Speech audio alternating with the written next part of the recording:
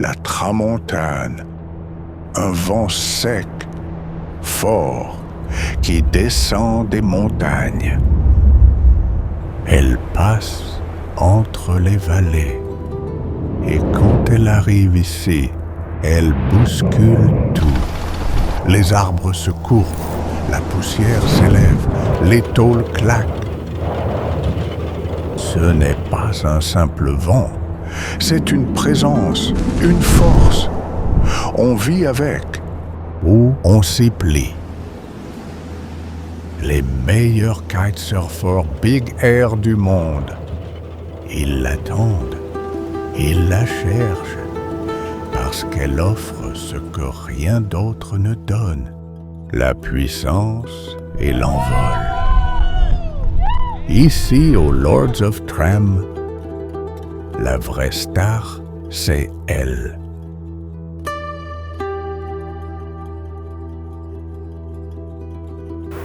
Le Lord of Tram, en fait, il est basé sur la green light. C'est-à-dire que du moment où on appelle la green light, c'est branle-bas de combat pour tout le monde. Staff, bénévoles, riders, mairie, équipe du World Tour. C'est-à-dire qu'en moins de 2 jours, tu dois avoir des mecs qui arrivent de Colombie, des mecs qui arrivent de l'autre bout de la France, le live stream qui se déplace, qui doit tout set up. Donc en fait, la green light, c'est vraiment la pièce maîtresse et il faut pas se rater quand tu l'appelles, quoi.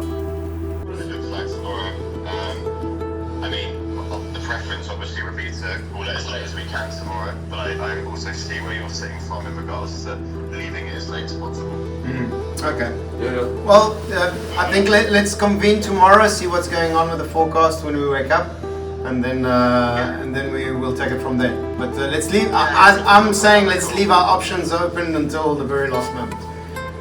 Yeah. Even to call the green light tomorrow night, but let's not make any announcement that we are calling the green light tomorrow night. Donc ça fait plusieurs heures que tout le monde me pousse pour donner la green light depuis l'après-midi déjà.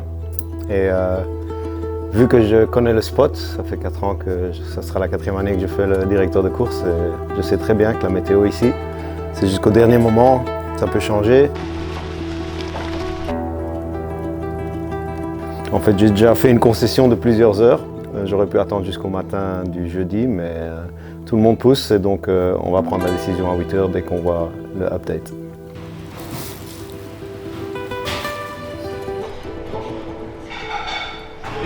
Les tableaux, ils font peur. Hein. Les tableaux, clairement, 47. Ici, mais il est flippant. Donc il y a pas mal de pression pour qu'on prenne cette décision maintenant. J'aurais préféré la prendre demain matin, mais vous êtes d'accord qu'on doit la prendre maintenant? À ce moment-là, lors de la décision de green light ou non avec Cédric, c'est vraiment très très compliqué. Parce que Cédric, il a sa vision du directeur de course. Donc le directeur de course, il va dire, moi je veux mettre toutes les chances de mon côté pour être sûr qu'il y ait du vent pendant les 2 jours de compétition. Et d'un autre côté, tu as la municipalité qui pousse pour que ce soit annoncé le plus tôt possible, tu as le World Tour qui pousse pour que ce soit annoncé le plus tôt possible, parce que pour tout le monde en fait, ça arrange que ce soit annoncé plus tôt. Le seul risque, c'est que il y a cette part qui nous rassurerait toujours d'avoir les 12 heures de update, quoi. C'est tout. Donc on a vraiment, c'est pas un combat, mais c'est cette vision de directeur de course qui prime pour que ce soit annoncé le plus tard possible. Mais nous, de notre côté, avec la municipalité derrière, le World Tour, les équipes qui doivent se déplacer pour venir, que ce soit de Colombie ou de tout en haut de la France, ben, si on annonce 12 heures avant, ça nous arrange fortement. Sauf qu'à ce moment-là, Cédric, lui, il se dit, bah, si j'annonce green light ce soir, peut-être que demain je me lève, et ben, le lendemain, il n'y a plus de vent, quoi.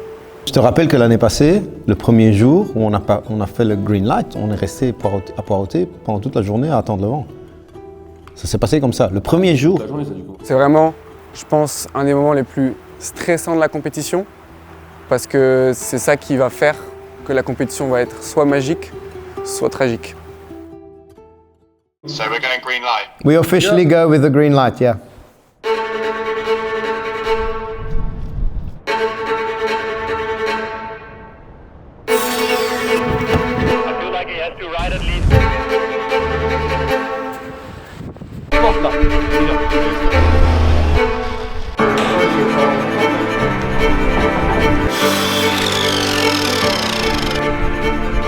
Dans le bas de combat, ils ont annoncé la green light pour samedi matin, donc on se dépêche de rehausser le podium histoire de faire un beau truc pour la compète. Du coup, ils nous mettent un peu dans la sauce, hein, on n'a pas trop le temps de tout faire. Là, c'est le rush.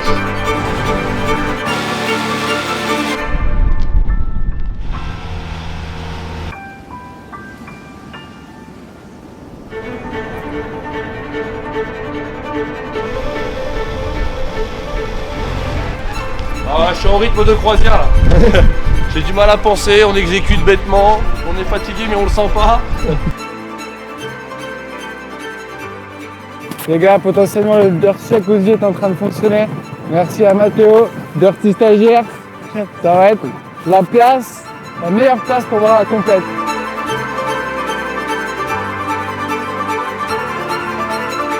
C'est quand même sacrément le bordel quoi. J'espère qu'ils vont rester tard ce soir pour pas avoir trop de trucs à faire demain, au moins dans le ménage, parce que sinon, de toute façon, c'est terminé. C'est ce qui rend la chose excitante, je pense. Les sports extrêmes en général, les sports d'extérieur, mer, montagne, rivière, il y a toujours un facteur que tu ne maîtrises pas. Je pense que c'est ça qui nous excite tous un peu. Voilà, c'est ce qui rend le truc grandiose quand ça arrive. C'est ce qui rend le truc triste quand on se fait avoir par la météo. Maintenant, c'est le seul truc qu'on ne peut pas contrôler. On peut juste le lire correctement et faire des paris dessus. Voilà. Real drum on that nice blue sky with some small ship in the sky. Warm in some of it's really on the paper it's the situation. Là, vendredi, je me rends compte que bon, on va vers une compétition presque inconnue, inédite. Il n'y a jamais personne qui a géré une compétition avec des conditions pareilles. On sait très bien qu'au Parc des Dosses, voilà, ça peut être trop fort.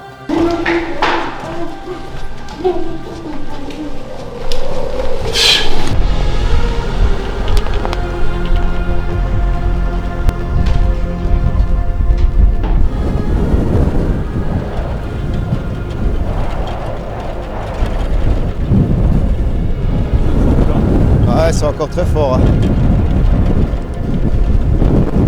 C'est dans les hautes 40. C'est peut-être pas 50 nœuds, j'arrive pas à voir évidemment, mais de ce que je sens, ouais quand même, haut 40. Le matin comme le premier jour de la compétition, que ce soit moi ou les équipes, on n'en a jamais vécu un comme ça. C'est un moment où tu sais que la journée va être extrême, qu'il va y avoir plus de 100 km/h de vent.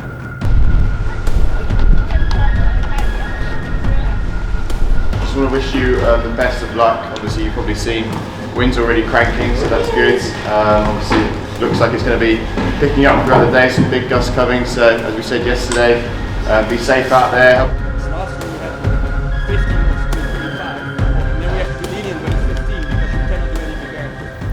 J'essaie de faire passer cette énergie qui leur dit « Les gars, on est tous ensemble. Je ne suis pas là pour vous mettre en danger, je suis là pour faire de sorte que vous ne soyez pas en danger, mais qu'on ait une réussite d'un événement. »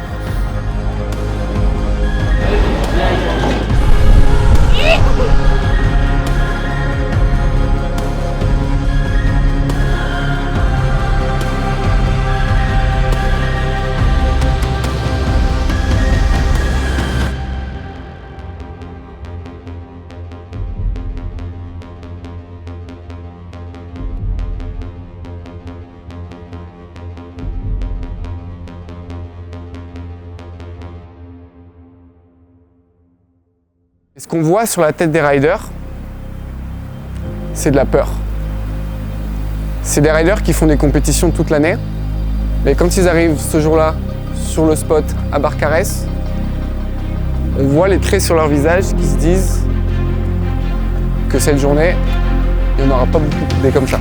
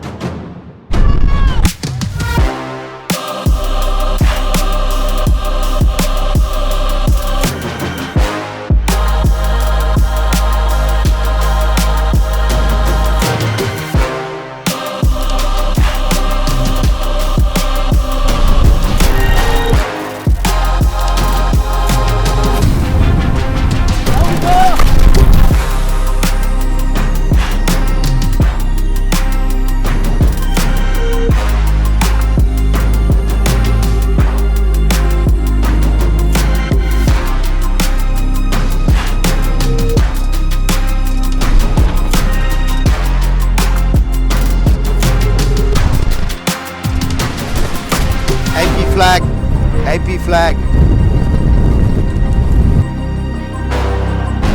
Go back, 15-minute call, it's just not safe. Donc les conditions sont vraiment extrêmes. On va devoir faire un petit meeting avec les riders pour bien comprendre qu'eux comprennent qu'on gère tout ça en essayant de les tenir en sécurité. C'est pas facile, mais bon, on va essayer. C'est la seule chose qu'on peut faire.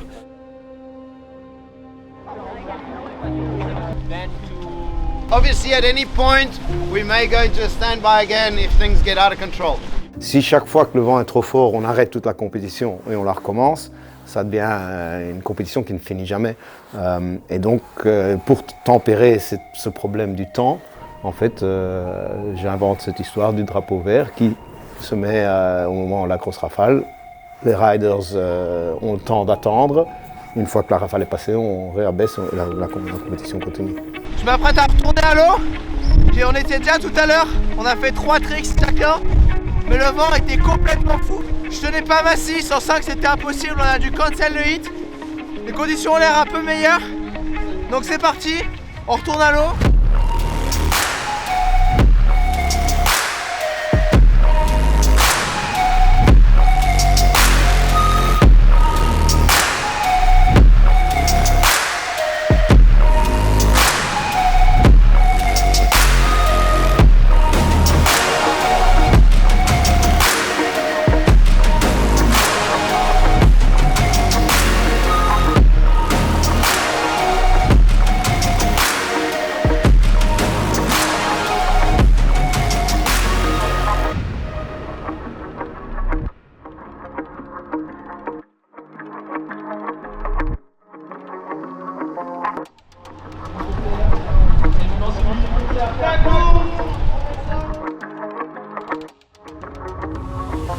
En terminant cette première journée, on se dit qu'il nous reste à peu près 8 heures de compétition à faire.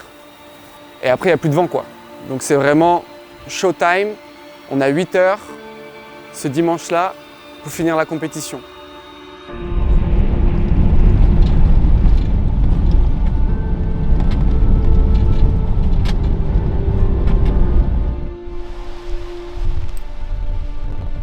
Quelques mauvaises nouvelles, il y a quelques bâches qui se sont détachées quand même. Beaucoup? Ouais. Tu te sens comment aujourd'hui? Encore mieux. Et du coup, Nana et tout, non? Ça dépend si on a une accalmie. Guys, let's just keep doing what we did yesterday. Yeah. Go! Rock and roll!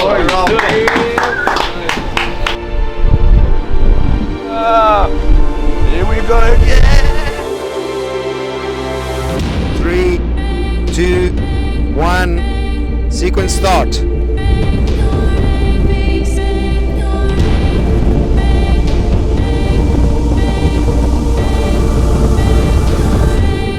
What the fuck?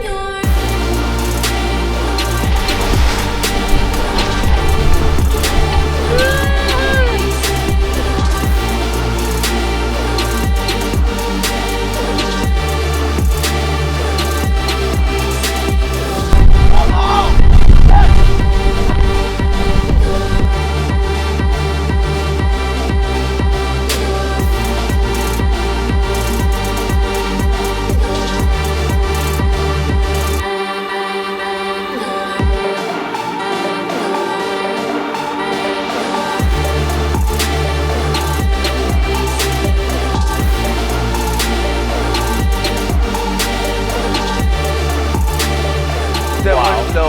Oh, that's a massive wipe, but I hope he's good.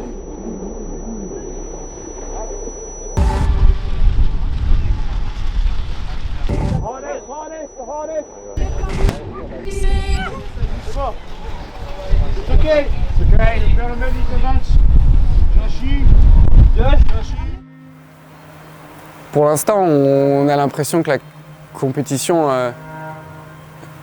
elle roule comme sur des rails. Il fait beau, il fait chaud, tout le monde se régale, les athlètes envoient des tricks à plus de 20 mètres de haut, le public est en folie. Et plus on avance dans la compétition, plus on exclut la possibilité que quelque chose de tragique puisse arriver. Et là, ça arrive.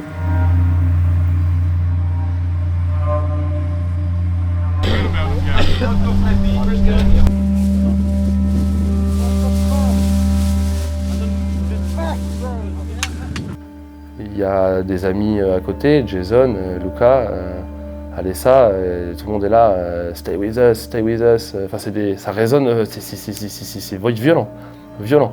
On est dedans, donc on capte pas trop. Et c'est probablement les 2 minutes, une des 2 minutes les pires de ma vie, je pense. Ouais, tu instinctivement, tu vois tout basculer, quoi, quand même.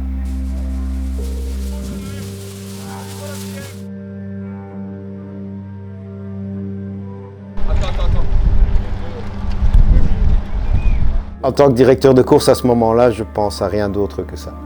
Donc la compétition est sortie de ma tête. Je pense juste au fait qu'il faut mettre l'athlète en sécurité. J'ai une partie de moi-même qui dit j'aurais peut-être dû lui dire d'attendre la rafale juste, mais bon, il n'y a rien à faire. La compétition elle continue et il faut qu'elle continue, sinon on ne la termine pas.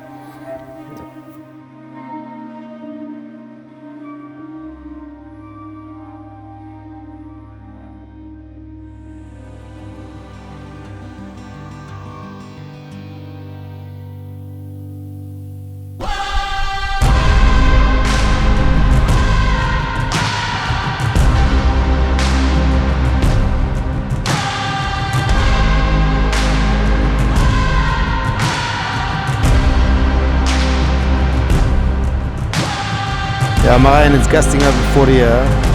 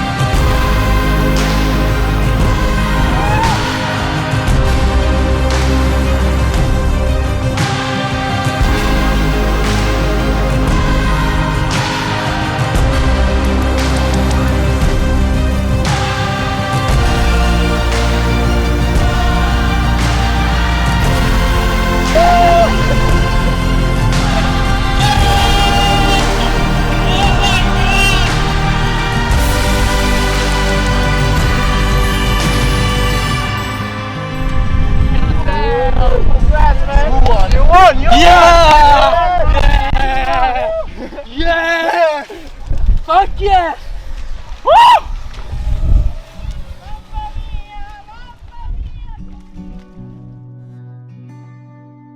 Le dernier kite qui se pose, c'est probablement le meilleur moment de la compète, bizarrement. Entre le poète de départ et le vent qui est présent et le poète de fin, avec une finale qui était somptueuse aussi. T'as envie que ce soit grandiose jusqu'au bout et là ça l'a été, donc incroyable. La finale était incroyable, à l'ancienne, à tous en 8. C'est vraiment feu.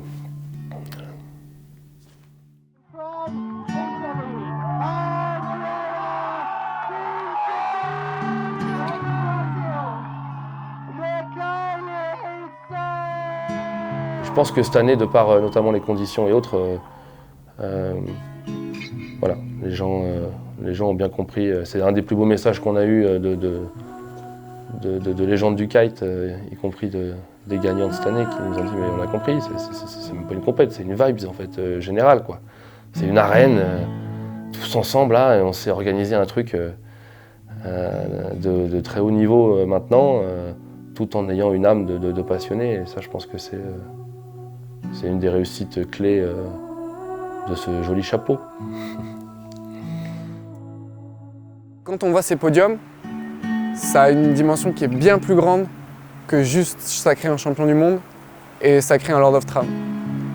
Et pour ce spot ici, Barcarès, qui il y a 5 ans était vraiment méconnu de la communauté glisse, kitesurf, big air, ça démontre à quel point un engagement, j'allais dire un peu des irrésistibles gaulois, on voit qu'avec une équipe de bénévoles, un staff, une mairie qui nous suit, des sponsors comme Duotone qui suivent le projet depuis longtemps maintenant, une équipe d'Irrésistibles Gaulois peut faire grandir un sport, mettre un sport en lumière et faire vivre une expérience à des milliers de personnes. Tout ça avec le cœur et l'amour pour le sport, quoi.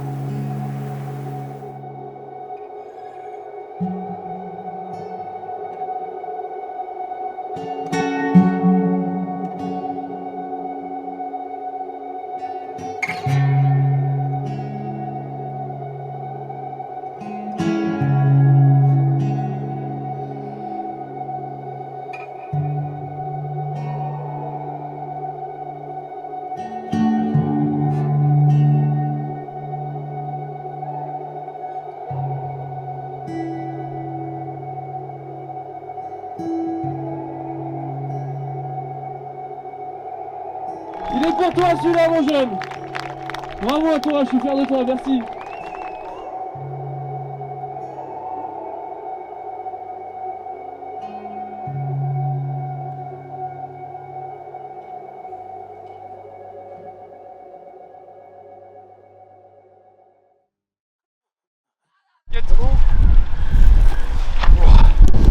Elle est un peu fraîche. Ouais, elle est un peu fraîche.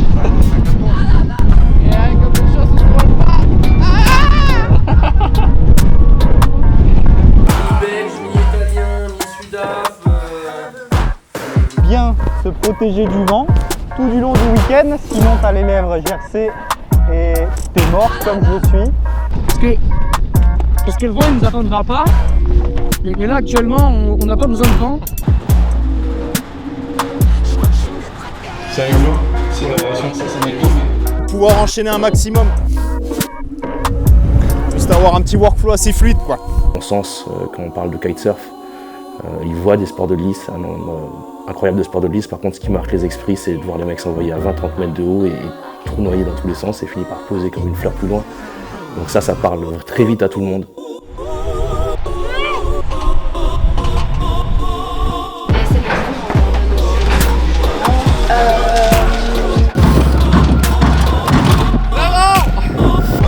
C'est pour ça que je te demande. Comme dit notre ami Tristan, on aurait été plus tranquille si on avait fait de la motocross en intérieur.